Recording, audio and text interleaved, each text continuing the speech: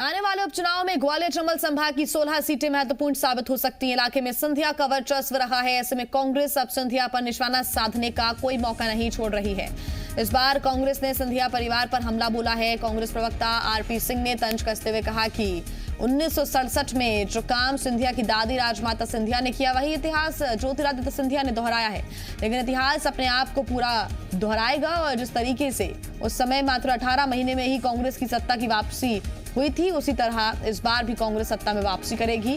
वहीं बीजेपी ने भी पलटवार करते हुए कहा कि उस समय भी जनता के हितों का ध्यान नहीं रखा गया और इस बार भी जनता के साथ धोखा हुआ। यही वजह है कि सिंधिया ने सरकार गिराने में अहम भूमिका निभाई। देखिए, राजमाता साहेब ने भी डीपी मिश्रा जी की सरकार गिराई थी, बिल्कुल ठीक बात है ये। लेकिन हुआ ये था अंततः कि जब चुनाव हुए तो फिर कांग्रेस वापस आई और आप मान के चलिए कि इतिहास की पूर्ण रूप से पुनरावृत्ति होगी।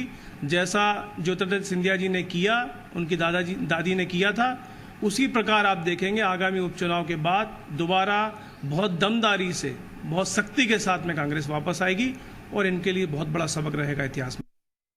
स्थिति प्रदेश की ये थी कि डीपी मिश्रा जी को मध्य प्रदेश की जनता का ध्यान ही नहीं था, तो सभी का वो अपमान करते थे। उसका बदला लेने के लिए, मध्य प्रदेश की जनता की भलाई के लिए राजमाता जी ने 67 में सरकार गिराई थी। मध्य प्रदेश जनता के भले के लिए ज्योतिरादित्य सिंधिया जी ने कदम उठाया है। आप कल्पना कर सकते हैं कि 1.25 महीने की कमलनाथ जी की सरकार और ये 100 दिन की शिवराज जी की सरकार, इसमें जनता के कितने काम इन 100 दिन में हुए हैं। और इसलिए ज्योतिरादित्य सिंधिया जी ने जो सरकार मध्य प्रदेश की कमलनाथ जी की गिराई, वो मध्य प्रदेश की जनता के लिए भलाई के लिए उठाया गया। 36 विधायकों को लेके राजमाता सिंधिया ने गुट बना लिया, तो संभवतः पहली बार मध्य प्रदेश में पहली गैर कांग्रेसी सरकार पूरे देश में बनी थी।